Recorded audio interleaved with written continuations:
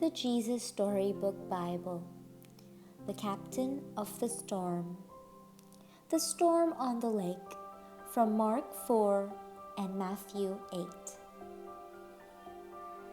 The sun was going down. The air was warm and still. "Let's go across the lake," Jesus said to his disciples. Jesus had been helping people all day, and now he was tired. So they left the crowds at the shore and set out in a small fishing boat. Jesus climbed into the boat to take a nap. As soon as his head touched the pillow, he fell fast asleep. It was a beautiful evening. A gentle breeze rushed the sails. The friends were chatting happily as they headed out into the middle of the lake. Everything was perfect, just right for a nice, quiet sail.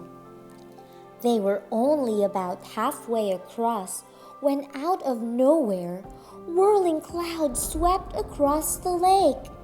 Fierce and strong like a hurricane. A blinding flash of lightning lit up the sky. Thunder roared right overhead. The storm blew the water into towering waves that hurled the little boat up, up, then sent it hurling, crashing, back down, down. The fishing boat was blown and buffeted, and tossed and turned, back and forth, and up and down, and left and right, and round and round. And in the middle of the storm, Jesus was sleeping. Now Jesus' friends had been fishermen all their lives, but in all their years fishing on this lake, they had never once seen a storm like this one. No matter how hard they struggled with their ropes and sails, they couldn't control their boat. This storm was too big for them. But the storm wasn't too big for Jesus. "Help!" they screamed. "Wake up! Quick! Jesus!" Jesus opened his eyes. "Rescue us! Save us!" they shrieked. "Don't you care?" Of course Jesus cared, and this was the very reason he had come, to rescue them and to save them. The wind and the waves recognized Jesus' voice. They had heard it before, of course. It was the same voice that made them in the very beginning.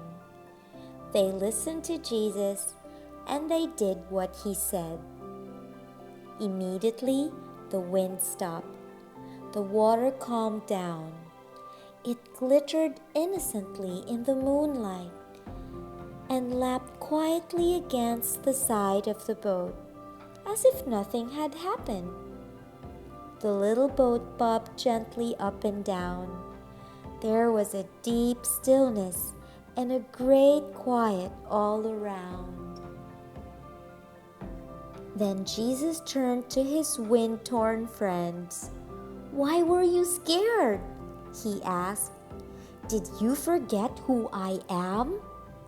Did you believe your fears instead of me?" Jesus' friends were quiet as the wind and the waves, and into their hearts came a different kind of storm. "What kind of man is this?" they asked themselves anxiously. "Even the winds and the waves obey him," they said, because they didn't understand. They didn't realize yet that Jesus was the Son of God. Jesus' friends had been so afraid. They had only seen the big waves.